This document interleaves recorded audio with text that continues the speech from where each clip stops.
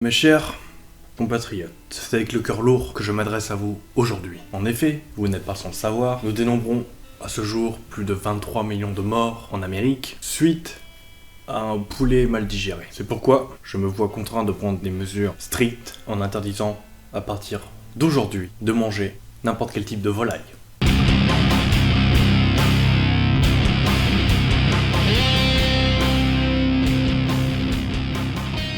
Bon, pour ceux qui n'auraient pas compris, entre le bonnet Chog et mon discours, qui laisse un peu, en période de confinement, penser qu'on pourrait parler de coronavirus. Ah ok, donc le mec il vit soit dans le passé, soit dans le turfu. En tout cas, il est pas dans la même timeline que nous, je pense.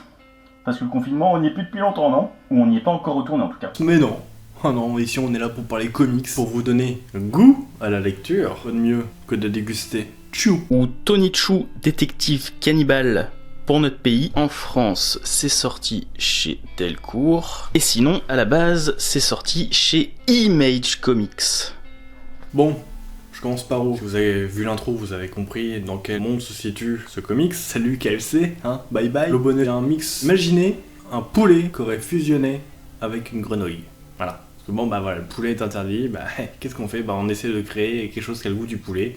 Et bah ils ont créé une grenouille au goût du poulet. Chou est une série sortie de 2009 à 2016, c'est 60 issues. Et 12 tomes en France. On retrouve John Layman au scénario et Rob Guillory au dessin. Pour le premier, aujourd'hui, il est aussi sur Outer Darkness et Rob Guillory à qui on doit aussi Farmhand, aussi disponible chez Delcourt. 2 tomes parus pour le moment. Je ou on vous en parlera sûrement un jour. Où là par contre il est dessinateur et scénariste. Que dire sur Chou? Mis à part que c'est quand même une de mes séries comics préférées. Pareil. Tellement qu'il y a 4 ou 5 ans, quand j'ai découvert la série, et bah j'ai acheté le premier tome parce que c'était en coup de cœur d'une libraire où je suis allé. Et bah je l'ai lu. Et bah après j'ai tout acheté d'un coup parce que j'ai pas pu m'arrêter tellement j'ai adoré. Et du coup je m'y suis pris quand je pense qu'il y avait 9 tomes qui étaient sortis à l'époque. Du coup après j'ai dû attendre pour les 10, 11 et 12. Ça a été long mais j'ai survécu et j'ai pas regretté du tout. Parce que même la fin est cool.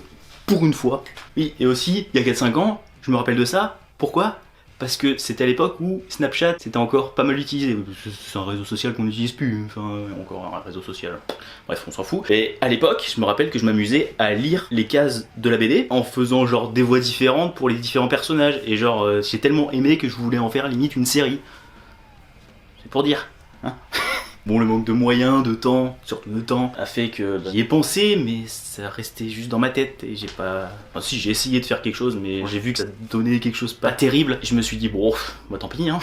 Parce que, à la base, chaque personnage avait un filtre spécial. Sauf qu'à cette époque, Snapchat, leur filtre, il restait là une journée, on va dire, et après ils étaient plus là. Du coup, bah, quand j'avais un personnage, par exemple, qui avait un filtre grenouille, et le lendemain, quand il était plus, j'étais là, ah, je vais faire comment pour le faire, celui-là, maintenant? Et voilà, du coup, bah j'ai arrêté.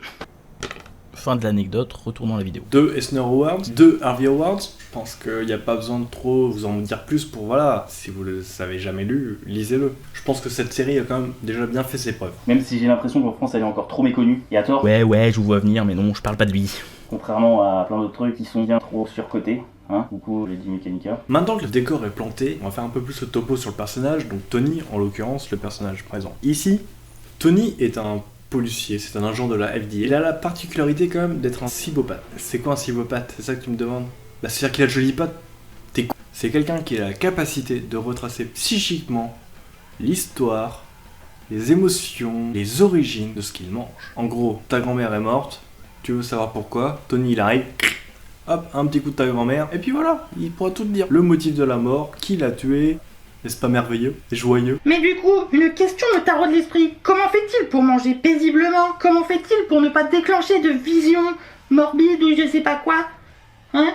C'est bizarre un peu. Eh bien mon cher, il se trouve qu'il a trouvé un seul aliment qui ne déclenche pas son don, sa cybopathie. Tu veux savoir ce que c'est? Eh ben lis-le.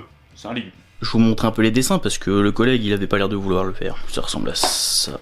Et c'est vraiment super joli.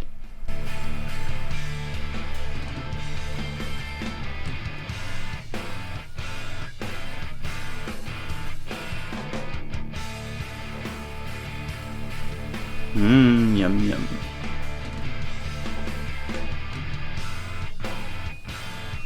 Bref, je vais pas en dire plus parce que je veux pas spoiler, mais cette série est juste incroyable. Elle est haletante, elle nous tient en haleine tout du long. Il n'y a pas un moment où on va s'ennuyer, où on va rester sur notre faim. Et je crois qu'il faudrait peut-être que j'arrête par contre de faire des blagues avec la bouffe et tout avec Tony.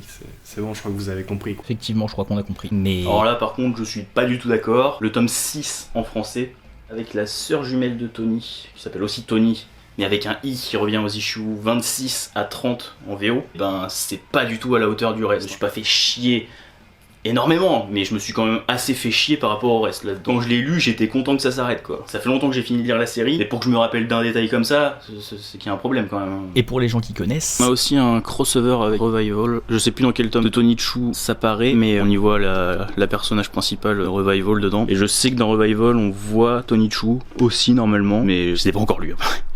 Après, j'appelle ça crossover, mais je sais pas si on peut vraiment appeler ça comme ça, parce que c'est genre une page, même pas, mais bon. Pourquoi je vous parle de Chew aujourd'hui? Parce que bah voilà, c'est le confinement, on sait pas quoi faire. C'est l'occasion de découvrir une putain de bonne série. Va l'acheter. Ah non, c'est fermé. C'est dommage. Quand ce sera ouvert, tu pourras aller découvrir Chew. Voilà, au moins comme ça, tu peux déjà préparer ta future pile à lire. Maintenant, t'es en train d'écouler celle qui est en cours. Et aussi parce qu'en juin, va débuter Chew, un spin-off de Chew. C'était vraiment nul. Scénarisé par John Lehman, qui va donc continuer, qui sait si bien faire, franchement, j'ai envie de dire. Mais qui sera par contre dessiné par Dan Boltwood. Wait and see, comme dirait l'autre. C'est un spin-off. Car en fait, on va suivre l'histoire de Saffron, qui est la sœur de Tony, sa petite sœur, je crois. En tout cas, c'est pas la même sœur que celle dont je vous ai parlé tout à l'heure, c'est pas sa sœur jumelle, c'en est une autre. Mais du coup, cette Saffron, elle a aussi Une habilité un peu spéciale. Elle est en capacité de découvrir les secrets des gens quand elle partage un repas avec eux. Mais contrairement à lui, elle est pas flic. Elle est même le contraire. Quoi? Vous savez pas ce que c'est le contraire de flic? Bah, c'est une criminelle. Ouais. Bref, comme vous l'aurez compris, on a tous les deux adoré cette série. Mais genre vraiment.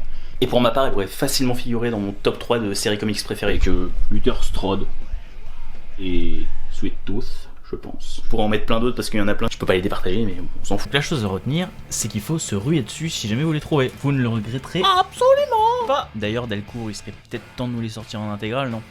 Oui, et j'aime tellement que bah, j'en ai même là, des sous-verts. Merci Delcourt. Hein. Ou encore là.